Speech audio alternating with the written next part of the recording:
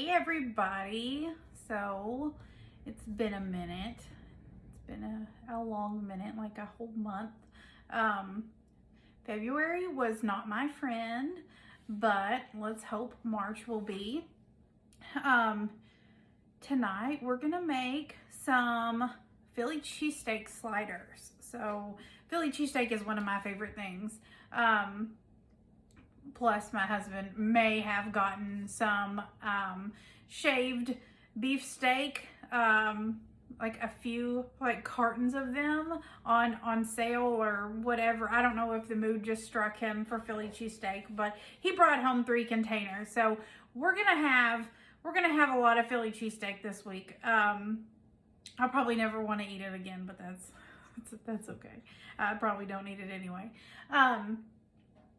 So we are gonna just go ahead and jump right in. Like, I'm not gonna sit and talk you guys to death because it's been a minute. So you guys deserve a good recipe. So here we go. Okay, so we're gonna start with about a pound of shaved beef steak. You're gonna want to shred that up before you get started.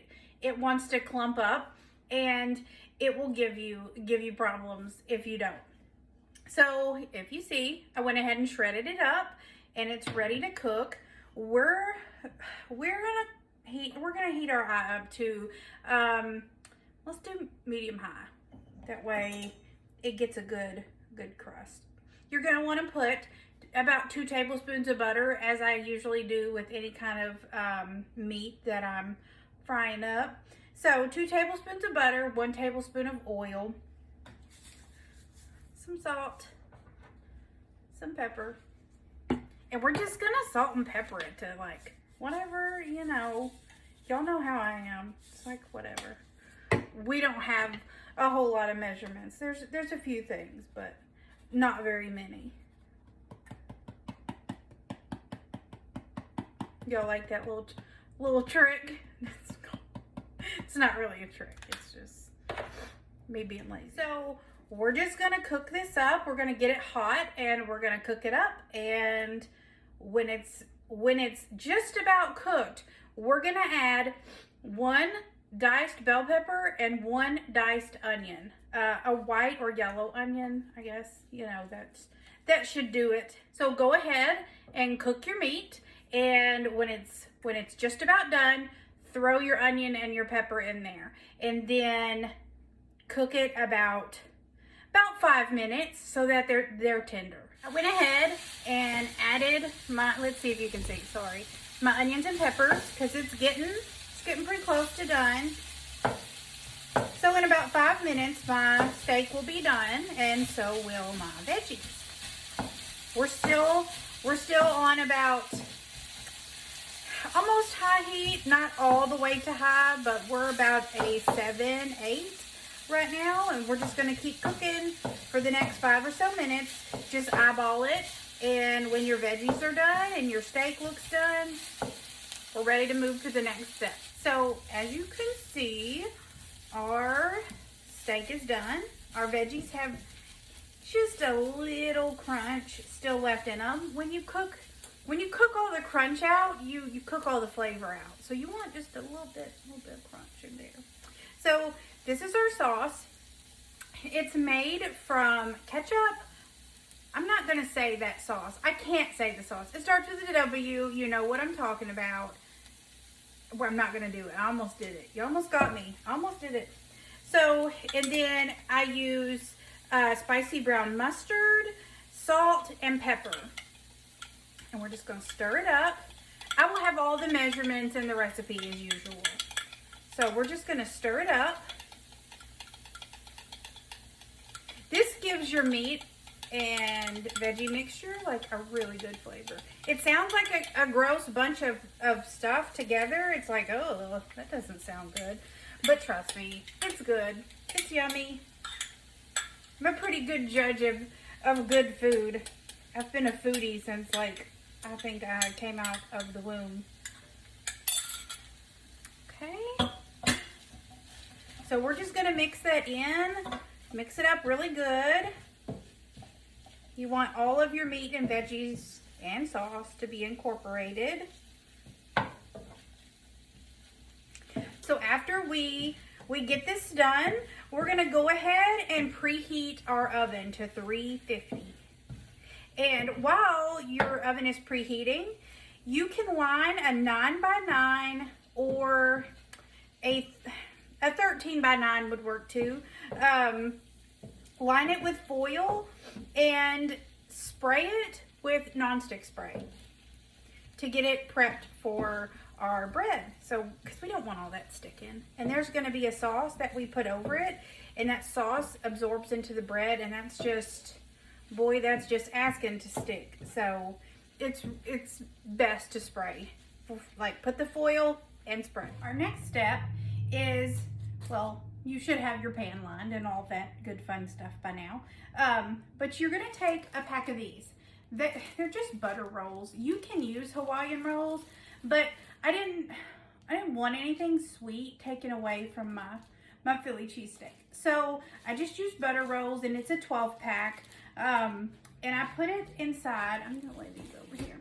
And I put it inside of my pan after I cut it in half. Like, you cut your tops off your bottom. And it'll be 2 sheets, if you see, 2 sheets. Okay, so once we have our little sheets cut, we are going to layer our meat mixture on top. Let me grab that. Let me just grab that very awkwardly. Okay, so if y'all can see, we're just gonna evenly layer that. We don't want it like everywhere. Worst sound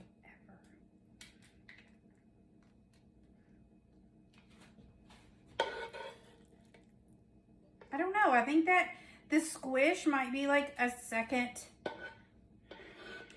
worst to the scraping of this pan. It's gonna be a lot of meat, and that's okay, because we want it to be hefty. Some thick sliders. Okay, and just like use your spatula or spoon or whatever it be to spread it around evenly. Okay, so when we're done with that, almost knocked that off. We're gonna use sliced provolone. The little, it's just Walmart brand, whatever. Doesn't have to be fancy. So 12 slices. We may or may not use all these today. I don't know. We'll see. It's always a surprise. We're just going to layer these. I'm gonna scoot this back. I think it really just matters like how you overlap them, like how closely. 1, 2, 3, 4, 5, 6. Okay.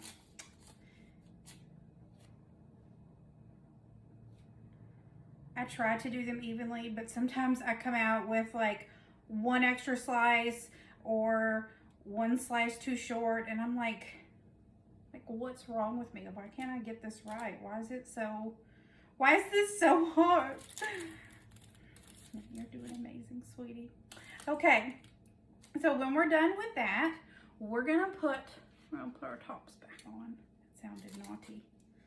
Okay, so once they are on, we're gonna brush some of this liquid goodness on top, like the sauce is heaven. Okay, so it's butter, that W sauce again, okay, and then we have Dijon mustard, onion powder, garlic powder, salt and pepper. I'll give you all the measurements. And then you're gonna wanna melt your stick of butter first and get that done so that you can whisk everything together and it's good and incorporated. So once you've melted everything, you're gonna wanna use like a basting brush. At least for me, that works best. And we're gonna brush the tops of these like really good. And then what's left over, we're gonna just pour up in this pan, because then the bottoms get a chance. you know, to get them some sauce. And the bottoms deserve sauce too. That's where the real good stuff is though, the bottoms, because it like, I don't know, it just soaks it up and it is so good. They crust over with the sauce in them. It's like heaven. This sauce smells like amazing. It makes my mouth water every time I make it. Okay, so let's just, it's gonna be kind of clumpy because you've got quite a bit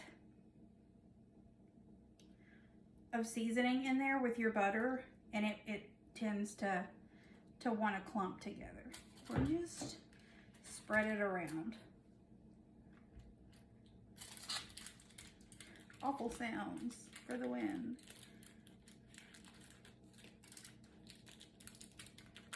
Okay, so once you're done with that, you're gonna wanna cover this in foil and just let it sit on your counter for about 10 minutes, just so your bread has a chance to soak all that goodness up. And once we're done, we're gonna bake it. You're gonna wanna bake it again at 350 for about 15 to 20 minutes covered. So at that 15 to 20 minute mark, pull it out, check if your cheese is melted. If it's not, pop it back in until you get to the 20-minute mark. That's it, 15, you wanna check. So once your cheese is melted and it's all ready, take the foil off and give it 3 to 5 minutes until it browns. So once it browns, you're just gonna go back in and you're gonna cut your sandwiches apart. And I will come back and show you guys my finished product when I'm done. Okay, we're back. They're done and they're super yummy looking. Can you see them? Yum. They're super cheesy also. So can you see that beef in there? Yum. Okay, so I hope you guys try this and love it, because Philly cheesesteak is live and sliders are also live. Mini sandwiches, heaven. Okay, thanks guys for watching. I hope you enjoy it.